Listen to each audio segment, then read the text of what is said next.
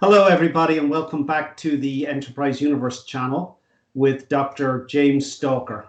Dr. Stalker is an entrepreneur, inventor, and scientist, and we're having a series of conversations about the fundamental concepts that underlie the Enterprise Universe. So thank you again, Dr. Stalker, for being here. This is our 7th conversation. Time seems to be flying by.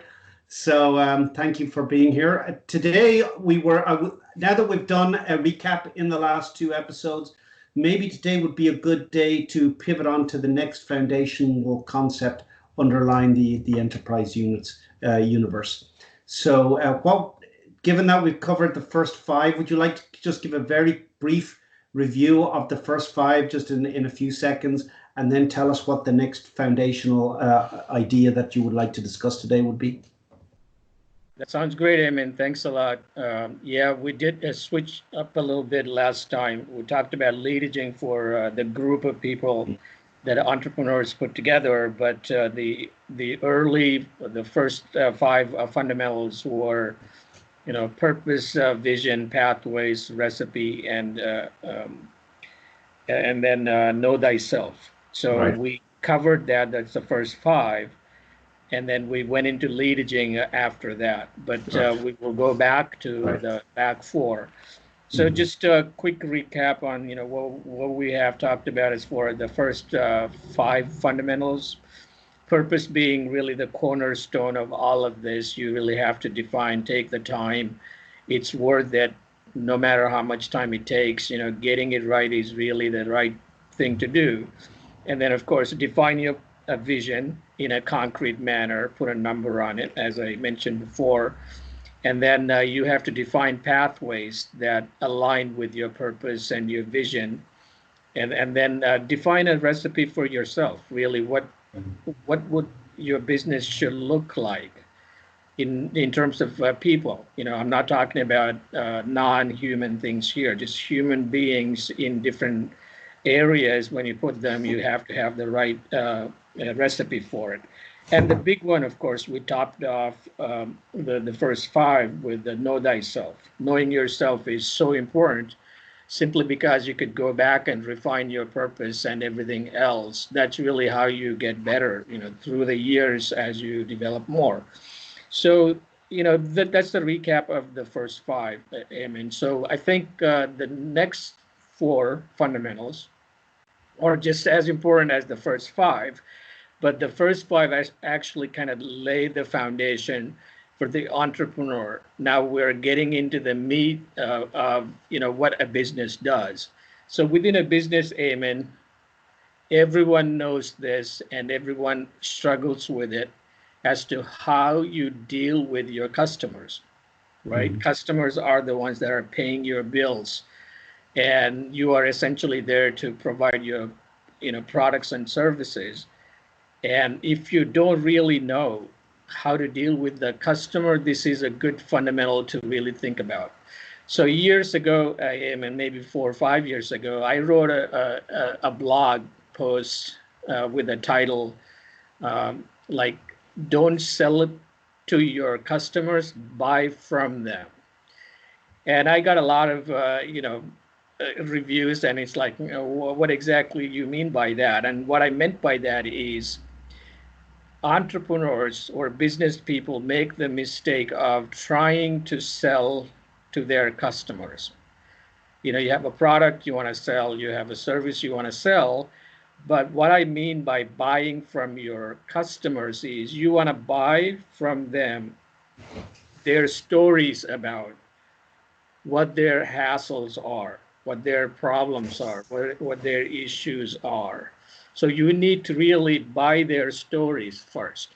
Take the time to do it, and then put the products and services to meet those needs. In other words, without understanding their needs first, Eamonn, it's like putting the cart in front of the horse. But unfortunately, we actually have this approach where we have a canned product and we're selling it. That's really not the way to go toward satisfying a customer. Yes, and that's what I mean by buying from your customer and then put the solutions or the products or the solutions together for them. So that's very interesting. It seems when you put it in that sense that it is a little bit of the antithesis of that 1950s manufacturing consent type of marketing oriented approach, where we essentially created the desire in a sense and then marketed the desire, and then because so much of marketing, it seems, at least from what I understand, and it started in the 50s, was basically about creating creating consent, creating desire. Whether the desire was routed in a true need or not, it was really about trying to influence the behavior of the customer.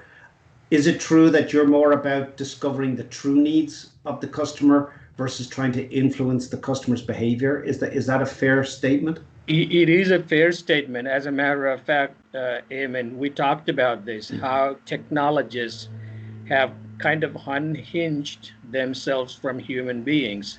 That's one of the three issues that I talked about, unhinging human beings from technology as if human beings don't even matter. That's a significant issue. It's the same deal with marketing also. We have gotten so good at marketing. We have gotten so good at selling. We are doing that at the expense of the customers without knowing their customers. It's as if, customers don't even matter. Right. We're just trying to apply these techniques on them so they could buy it from you.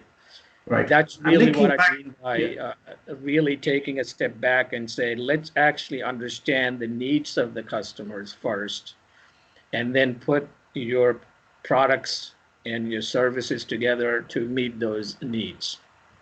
And on that note, it seems that given that we're living through a pandemic, and given that 40 or maybe a quarter of the economy is shut down, it feels that most of the services that are shut down probably aren't really needed, to be honest, because many people are doing perfectly well without hairdressers, or not that these things aren't important in their own way from a social perspective. But I wonder, and I don't want to put down hairdressers per se, but I just wonder how much of our economy is really meeting needs versus catering to manufactured needs or desires that are actually not in the interest of the customers to be met, frankly. A fair good percentage of that, I mean, if you think about it, yes, that's because we kind of ran away with marketing and selling, yes, without actually remembering who we are doing this for. And that has been practiced over many decades now, actually. So to go back, it takes a lot of retraining. It's not going to happen just like that. But I'll tell you this too, Eamon. One of the key reasons why people do this is they want to take the easy route, right? So, for example, you're a technologist. Are you really able to understand somebody's needs and then come up with a customized solution to meet their needs? The answer is usually not the case, because you don't have enough expertise in you to be able to actually understand their need and customize it. Instead, you're selling what you have. Having been in a career in architecture and technology, I can say typically the biggest gap is a lack of requirements, which is essentially a lack of understanding of the need. And you'd be surprised how many millions of dollars can get washed down the drain because it feels almost that we're impatient. We don't have the patience to sit down and really understand the need. However illogical that might sound in this conversation, it's an experience I've had. I will tie this back to one more fundamental issue that we talked about. Now, unhinging technology from people, that was an issue, and it's coming up here also because we're unhinging the human beings from the marketing and sales techniques. That's one thing. But look at advertising too, Eamon. So when you're advertising to people that are not buying your product directly, but you're putting something online, So who is your customer if you are the online platform operator? The sponsors, right? So whoever is paying you, but that's really not the direct customer. The direct Correct. customer is the one that's clicking on those ads. But how many operators, platform operators, actually think about those who are going to click these ads? They All right, don't. which puts the platform operators in a very difficult moral position because they're not really advocating for their customers; they're advocating for their sponsors, Exactly. and which is why we go south with Facebook and why we go south with all of these so-called free applications because they're essentially beholden to interests that may not actually have the best interests of the customer at heart, which is a Absolutely. contradiction.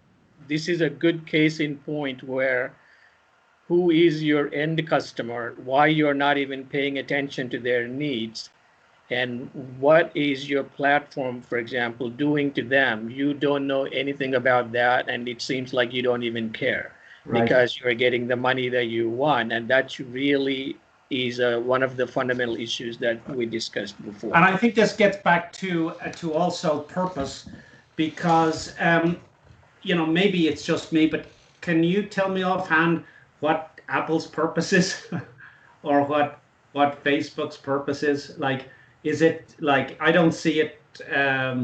It's not clear to me what their purpose is. Technology, being a technology company, is hardly a purpose in the context you would have. You would. I would not waste my time trying to guess that, Eamon, simply because it's really not in my desire to really know what they're. I understand that.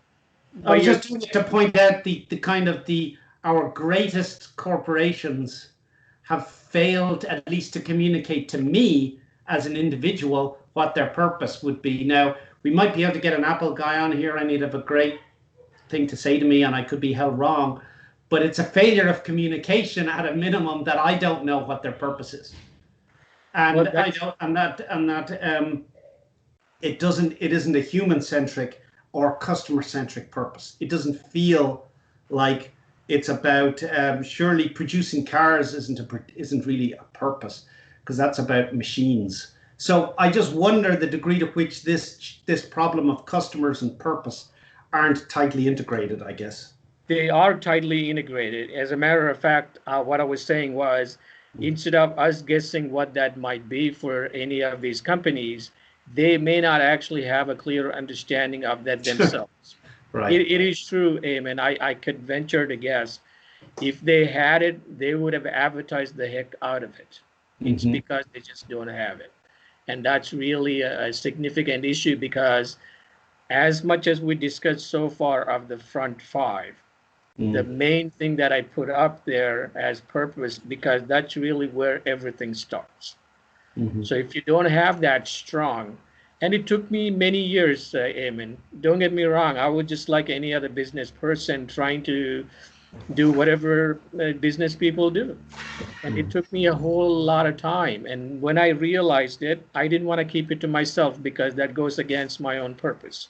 That's really how I came up with it. And I don't want anyone to waste time really trying to understand these fundamentals. They are really significant. No, they are very significant. I'll definitely, and they seem very simple, but they're not. They're not in any way simple. And that's where I think if I was to reflect on your first five principles, it feels like they're creating the inner foundation. They're kind of rooting me in who I am and what my purpose is. And now, as we're starting to reflect on the outer, the service aspect, the business aspect, if you will, that business aspect is rooted in that first set of exercises, or the first set of work, which was know thyself, know thy purpose, have a vision, strategy. All of that now puts me in a position to engage with my customers. But I think you're saying, for God's sake, Eamon, engage with your customers in an authentic way, based on what their real needs are. Is that what you're trying to tell me here? If I was to be, it is, Eamon. So first of all, prepare yourself as a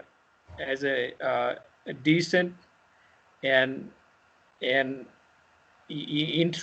truly interested in your customers, right? So before you could really produce a product and service for your customers, you have to fundamentally understand yourself. Mm-hmm. And without you understanding that, your products are not going to be up to no good. And that's really why I say the first emphasis is on defining your purpose, which is tied to knowing yourself, and then putting all of the other pieces together. But why are you doing all of this? It's really for your customers. So there is a greater understanding behind the customer concept, and I'll talk about that first. But knowing customer needs first before you ever put a product or service together is really the key thing. But you know what, Eamon, it really brings up another point. You talked about industrial scaling, mass production, and so forth. It goes against what I'm saying, where you're mass producing, everything is a canned product. You get thousands, millions of them, the same thing. Now that you're trying to find customers. Oh, absolutely. And I think that gets back to, I know we live in we're starting to live in a gadget world, but I keep going back to our 19th century attitudes, our 19th century society. And I often wondered, and maybe is that it takes a long time for. I'm not sure that we've caught up with the implications of quantum physics or atomic physics or any of this, our relativity. We're still very much stuck in this Newtonian industrial revolution. And I would actually say that the Greeks were actually ahead of us. The Greeks were actually probably thinking about things at a more deeper level than we are, if you look at Plato and stuff. So this aspect of getting back to understanding people's needs versus trying to manipulate each other and push things on ourselves, and the concept even of a market. You're saying there is no such thing as a market. There's just people, and they're individuals, and they have individual needs, and we need to look to that. Is that a fair statement? And we need to forget all these ideas about marketing. It is a fair statement, Eamon, and remember this too. Mm-hmm. Of all the periods that we talked about, what's common to all of that? People. There were people in the 50s, there were people in the 60s, there will be people in the next centuries. That's really what common is for all of it. So products come and go, technologies come and go, but people are there. Their needs are different. You have to understand that. But people are people. They are going to be there. So what I'm saying is the way you met their needs in the 50s might be different than now, but they're still people. They had desires. They wanted to do things, and you needed to understand that. You don't say, hey, I know what they want, or at least I think what they should want, and then produce it and then try to make money off of it. That's really what I'm saying, where you unhinge your marketing strategies from the people. That's really not the right way to approach the customer. Right. And as a recovering Corvette buyer, because I bought a Corvette in my younger years, when I bought that machine, I felt I was being an individual, right? I felt I was acting with individuality. But in fairness, I probably wasn't, James, because I'm getting on perfectly well without my Corvette, to be honest. Do you know? And I guess the irony, I don't think we should underestimate the power of the marketers to have sway over us, and for us even to be able to delude ourselves. As a recovering Corvette owner, I can speak to this, of the degree to which I'm not sure the degree to which my desires are my own or they have been created. And that leaves me with a little bit of a question around, how do I know what my needs are if I'm a recovering Corvette owner? If you follow that methodology. I am, and I will agree with you too, Eamon. It's an all-powerful technique. Mm-hmm. There is no doubt about that. Mm-hmm. We have gotten so good at marketing. It's powerful, man. It is powerful. Because and it's back to this know thyself thing. I wouldn't guarantee you that I would be able to clearly distinguish between true needs versus manufactured needs, or even my desire to you know get along in society. That's one of the things that as you get older, I've found that I've been more keen to just get along, because I don't want the hassle. It's like, so I think this idea of getting to needs it's a bit of a non-trivial thing, dealing with customers to find out what their true needs are. It feels like it's a conversation, not necessarily a just asking them what they want. No, it's you have to take the time to to understand them. Yes. And my desire within the enterprise universe, when I have a main campus, wherever that might be, I want to invite my potential customers to my campus, and they spend a day or two going To explore, right? Looking at things. No pressure tactics, none so whatsoever. They look at things that we're doing, and we're going to understand what their needs are in a friendly setting like that. And then they go home. They go back to their respective businesses, and they'll tell us, Right. what they liked, what they did not like, what we could do better, and so forth. So it's really an approach. It's a friendly approach. Just like you want to get to know a friend, your customer is your friend. Mm-hmm. Really, I mean, think about it. Absolutely. I will tell you about why that is important, just in a behavioral sense, when we finish up this thought about how important it is to understand customer needs before you ever talk about your products and services. So before we get onto that, is this what you hinted at when you said there was a deeper concept you wanted to discuss? Is it this issue of, you like, you hinted that there's something more to discuss here. Is this, Nick, is this the topic that you want to do that exploration on, or is it something more deep again that you were hinting at? This is what I want to build on, Eamonn. So Okay. here's the deeper thing that the entrepreneur gets from this. We're talking about giving something to the customer. There's something the entrepreneur gets from this too. In this world, Eamonn, we have issues dealing with people, interpersonal relations. We may be mean to some people. We may be angry at some people. We may be deceiving some people. All of these behaviors we do, but we try to minimize them when it comes to customers. Yes. Because Right. we force ourselves to be in our best behavior when it comes to customers. There's a reason for that, because they are the ones that are going to, make your business go.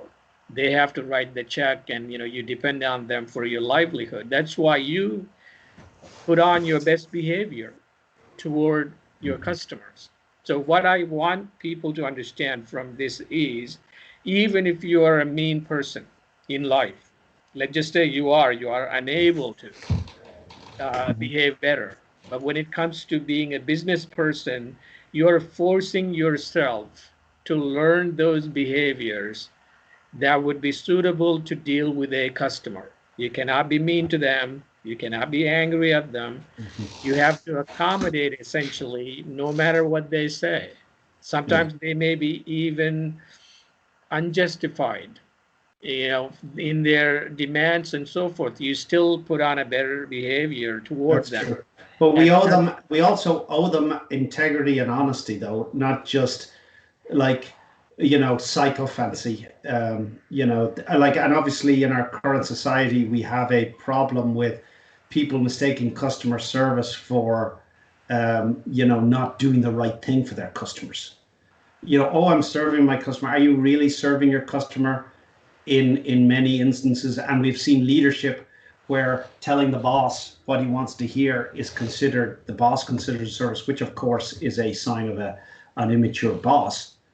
But nonetheless, there is a fine line there, right, about serving the customer but maintaining the best intentions towards the customer, which may bring certain amounts of conflict into the relationship. It is true, Eamonn. If you don't have the integrity reflected in your purpose, you're probably wasting your time. Not only your time, but your employees and obviously your customers. So there are lots of issues that would happen without the integrity and with the right purpose, and without the right vision and so forth. So that does happen, Eamon. So you are right about that, because I'm telling you, if you don't have the integrity and the right purpose, please find something else to do than Right. become a business person, simply because you are not going to be able to satisfy your customers, and you're not going to be a happy person in the end, even if you made some money. That's really what I'm talking about. It's Yes. a huge commitment. It's Yeah. a commitment that nobody should take lightly. Yes. And it's a my brother's a doctor, Dr. Stalker, and he's a medical doctor, and tells me many, and I try to emulate some of the things he says in terms of his relationship to his customers. And he's a liver doctor, and he deals with many customers who are on the very edge of liver disease. And the kind of once you get into the cirrhosis of the liver phase, you're kind of done, unless you get a transplant. So he gets patients that are, on the edge. And he said he many times says to his patients, if you don't give up drinking, you will die in 6 months. And he said it's less than 50% that the customers will take the advice and do the right thing. But and they're never happy with him. But it's his duty to tell them straight up, as a doctor, in the interest of the customer, if you will, hey, you're not, things are not, this is. And I sometimes feel that in business we need that doctor creed. I know that they basically take a vow, essentially. It's a part of the being a doctor. I think to do right by your ethics of being a doctor, it feels like we're missing that in business, that we have a duty to our customers. Like, my brother's certainly not trying to insult them or hurt their feelings. It's just a matter of I really think you should give up the booze now, mate, because if you don't, you will die. And the worst part of it is that because he's a liver doctor, he can't give them a liver transplant. If you're an alcoholic, you don't get on the liver transplant list. Typically, it's not always, but that's a rule of thumb, is that it's much more difficult, because there are other patients that have a better likelihood of living and having better outcomes if they don't have that addiction. So therefore they want to give the livers to people who have got a better chance of surviving and thriving. So I think that makes it very difficult for us as business people, because I don't feel like we carry this attitude that you're saying into our daily lives. I feel like it's a gap. It is, Eamon. Unfortunately, we don't have that professional oath we have to take as business people. Yes. But remember, if your purpose is strong Mm. and you set the vision accordingly, in alignment with it, and you're choosing the right paths, and you're refining that constantly by knowing yourself more, this is a lot of responsibility. I mean, you don't have to just take the oath. No. It is really ingrained in you. And at Yes. least these fundamentals are going to make you better that way. But one of the things, Eamon, when you try to understand customers Mm-hmm. through this lens that I'm providing, where you're not pushing your products and services onto them, but you start with them, try to understand what they need, and then try to put the products and solutions together for them. In the process, I think you are going to become a better person. You're not going to Yes. be mean. You're not going to be Well, angry. You're not and going to be impatient. fundamentally, you're not in the conversation. I think that's a challenge I've had, Dr. Stalker, which is that when I'm trying to sell people, the ego is all up in it. When I'm trying to solve somebody else's problem, my ego isn't as much in it. It's more about them, and as long as I can keep that kind of professional distance, I feel calmer and more centered. Yeah, that's true. And you talk about ego too. That's a big topic, Eamon, which I have been accused of being with the huge ego. You know, some of my close friends that have told me. But what I used to explain to them was, it's not about having the ego. Mm-hmm. It's really about doing something with it to help others. Okay, so I actually tell people that I don't even waste a minute thinking about my ego because I have so much work to do. Yes, right. That's one of the reasons why I say, don't pay attention to all of it. It may help you become a better person or pursue something bigger for you and others, but that's about all it can do. You don't want to waste any more time on it. And I think it's a little bit of an illusion that you're going to get rid of your ego. It's a psychological fact that it's a process in our brains. I think, like I think this whole idea, like I'm just spouting on this just for a second. If you look at some of the Indian philosophers, they talk about the fact that once they get into they don't seek to get rid of the ego, they just let it.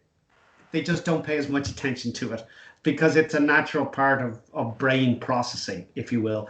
And I think the idea that we could get rid of our ego would be like, I can cut off my arm or something. I think the thing is that it has to have its proper place, and it has to be it can't be, grow. So I think one has to accept that we are made of parts, and that's just one of the parts that's part of us, and we just have to stand back.